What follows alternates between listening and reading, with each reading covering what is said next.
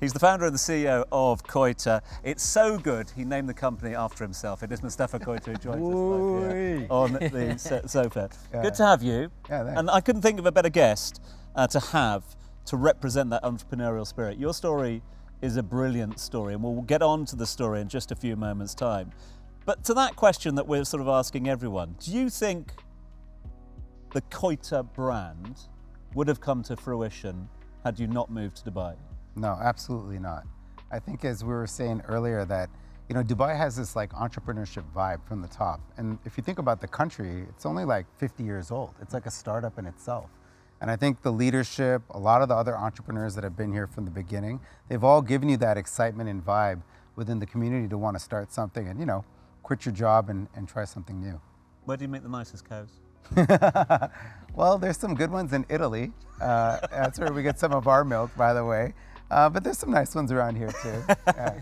I want to hear about what you've learned along the journey, because I met you earlier on, many years ago when I first became a mom, and you started. You were starting up everything. We bonded over some video games, and you're a hustler. You know everyone. You go talk to everyone. You're sitting there. You're using every opportunity to market. What advice you have for people who are starting out their business? What are some of the lessons you've learned? Yeah, I think I've learned a lot. I think the biggest one is that, entrepreneurship is not for the faint-hearted. I think a lot of people will watch a couple episodes of Shark Tank.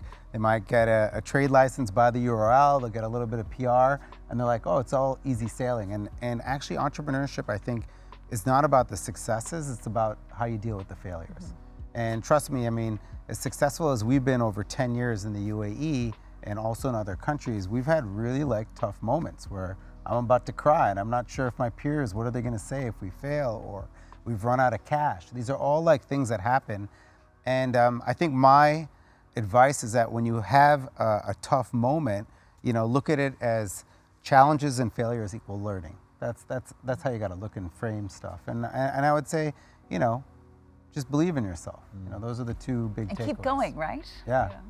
When it comes to challenges, Mustafa, how do you get past them? What's the background that has helped you, get past all those difficult moments? Yeah, it's a good question. I think I've used a lot of grit, and persistence. And honestly, I feel like my last 10 years of grit and sweating it out has actually been a byproduct of my childhood, and I had a really tough childhood when I was younger. My mom passed away when I was 13, and I had to face that, deal with my peers, and get through that. And some of that childhood stuff, because I had to build up my layers and build up my persistence, I feel like when I look back nowadays, when I have those business issues, I'm like, well, I got through big things in the past, and it's kind of helped me get through stuff now professionally. Yeah. Do you feel that your past has shaped who you are today? Because it seems like that's the running of a lot of people's themes when it comes to entrepreneurs. Yeah. This challenge. We're all like broken children. Yeah. That we've made. I'm gonna cry now. This is turned into a therapy couch right Thank now. God Dina's here. Here to soothe you all. No, but we need to talk about the milk. Sitting right there, like 5 questions, and we haven't actually talked. Which I can just say, as a mother, I can vouch for this. People love your milk. Kids love your milk. The chocolate milk at my house is huge winner. Yeah. It's organic, it's homegrown. Tell us why you feel like it's been a success. So I think we've listened to a lot of the folks here. We did a lot of proprietary primary research, talked to a lot of moms, a lot of decision makers, but the biggest thing that drove this is my kids. So I have 3 kids, and actually my son Danielle had a lactose intolerance problem. So we would go over to the West and buy lactose-free milk, bring it back, and then we'd run out. My daughter Serena could only drink organic milk. So back in the days, we'd, over the summers, fill our suitcases full of organic milk and bring it back. And then I have another daughter, Sophia, who had just a general milk allergy, and she could only drink plant milk. So every kid's got a range of milk for them. And I think I just use my real world parenting problems and solve them with my milks.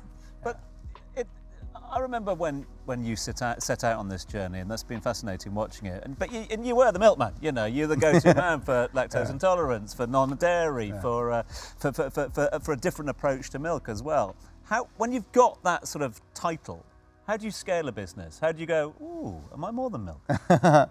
Look, we are right now looking at doing that. So I think we've done a really good job of being a really good milk brand. And the ethos of the company is we want to help families eat healthier. and we want to apply kind of my personality to all of these food staples that were hard and confusing to buy.